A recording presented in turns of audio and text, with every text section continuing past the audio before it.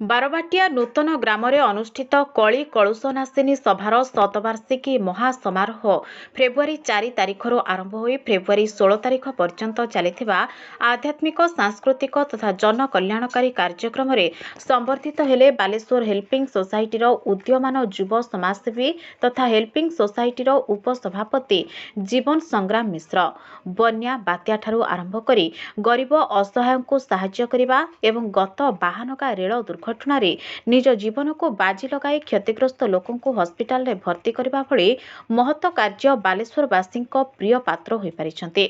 Helping society एक सामाजिक संगठन माध्यम अंध मूक बधिर विद्यालय छात्र छात्री मानक खाद्य पोशाक रास्ता पार्श्व जीवन बिताउथबा असहाय को शीतवस्त्र बंटन भली विभिन्न कार्यक्रम आगभर होई अग्रणी भूमिका नेउछन्ते। एभली महत् कार्य पई जीवन संग्राम मिश्र सरकारी और बेसरकारी संस्थार पुरस्कार सहित संबर्धित होइछन्ते। सेहि भली बालेश्वर जिला भोगराई ब्लॉक नुआगां बारबाटिया कली कलुषनाशिनी सभा शतवार्षिकी युव समाजसेवी जीवन संग्राम मिश्र को तांकर जन कल्याणकारी महत् कार्य पई अनुष्ठान पक्षरु आदर्शवादी संबर्धना संबर्धित करा जायछि। सेथिपई शतवार्षिकी कमिटी पक्षरु तांकर दीर्घ निरामय जीवन कामना सहित भविष्यत चलापथ कुसुमित हेबाकु जगतरनाथ जगन्नाथଙ୍କ निकटरे प्रार्थना करिसन्ते। आपण मानकु धन्यवाद देबी।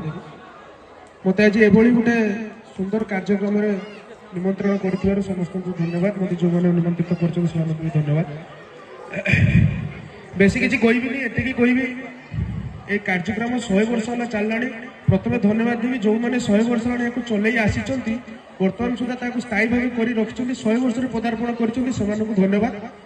आटा को आम समस्ते माने कौन शपथ नवा कि आगु केमती अति 500 वर्षर प्रोग्राम कर बाबद आम शपथ नवा। धन्यवाद।